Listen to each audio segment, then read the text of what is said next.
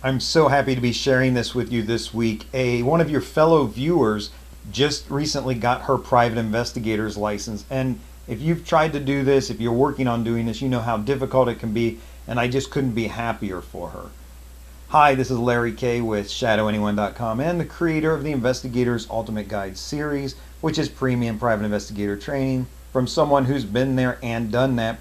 Now, this woman not only is a viewer like you, she actually got one of my courses, the process serving course she got, and she liked it a lot. And so when she got her license, she was more than happy to email me, let me know, and I'm very excited for her. She describes herself as a natural born investigator, and boy, do I relate to that. And I suspect you might also, because this is just the type of thing that does tend to get into your blood, and maybe you find yourself naturally being good at it and you want to make a living doing it. But aside from congratulations, and I just could not be happier. I remember how exciting it was when I got my license. But in addition to that, she did have a few questions, and one of them I wanted to answer for everybody, and that's about how you bill your clients.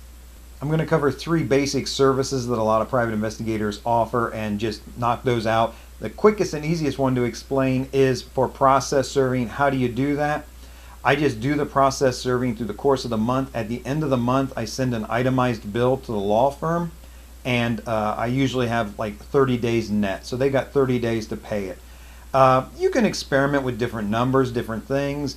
If you don't like waiting that long for your money, so you might serve process on the 5th, 6th, 7th of a month, bill it on the 30th, and not get paid until the next month and 30th. So you can easily wait 6 or 7 weeks before you get paid for work you did.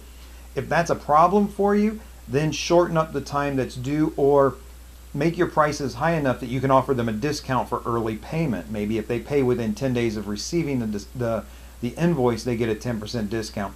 You can experiment with different things like that, but for process serving, I send an itemized bill to the law firm at the end of the month. For doing surveillance, I found it very helpful. Have a 3-hour minimum. That's going to save you a lot of grief and a lot of cheap clients who just want you to work for 20 minutes here or there. So have a 3-hour minimum. I charged a retainer up front before doing the surveillance.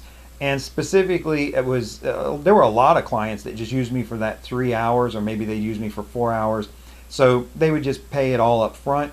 But if it was a longer surveillance, I would charge a retainer of half. So if they wanted me out someplace for 8 hours, I might charge them 4 hours up front and 4 hours upon completion of the surveillance.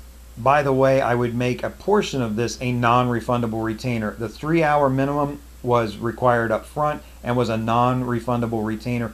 Even if they had to cancel, or they changed their minds, or they discovered that their wife was homesick that weekend and it wouldn't matter if I followed her or not, she wasn't going anywhere. They can cancel the surveillance, that's fine with me, but I have turned down other work and I have blocked out that time for them. So I make sure they very clearly understand this before we enter into the agreement, but I do hold people to it. It's just one of those things. You've got to do that, or you're going to be finding yourself called and hired and unhired over and over again. Finally, for skip tracing, and this is the type of thing where you're looking for a missing person. Maybe it's an adoptive parent, or maybe it's somebody that owes money, this type of thing. For skip tracing, I would estimate what the case was going to cost, and I would charge a non-refundable retainer up front. A lot of times it would be half. And what I would do is I would explain, look, this is a no-hit fee. If I can't come up with this person just for the time, effort, money, energy that I put into the case, and especially money, I need to at least not lose money or lose very little trying to find this person. So if I estimate that it's going to cost $250 to find this person, I'll get $125 up front. It's a no-hit fee. If I'm unsuccessful, I keep it either way. But when I find the person, then the balance is due. Now, if you've gotten my course, The Investigator's Ultimate Guide to Process Serving, you know that I also charge for my regular clients, the law firms that I worked for, I would charge them a no-hit fee as well. So they might be billed for just a normal, plain, everyday service, $50.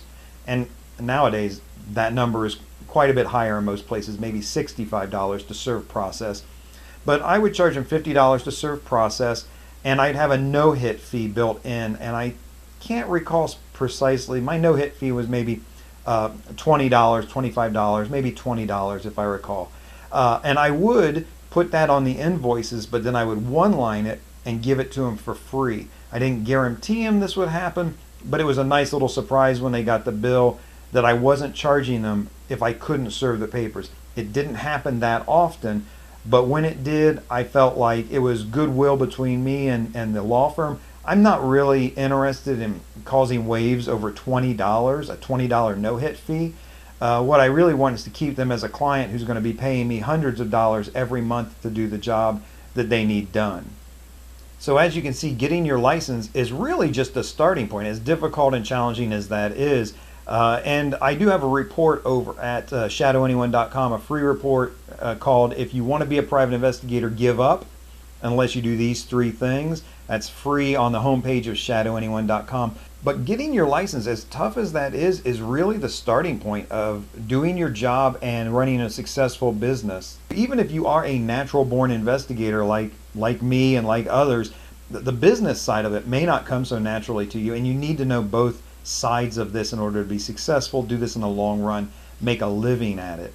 So until next time, I remind you, do the right thing, even if it's the hard thing.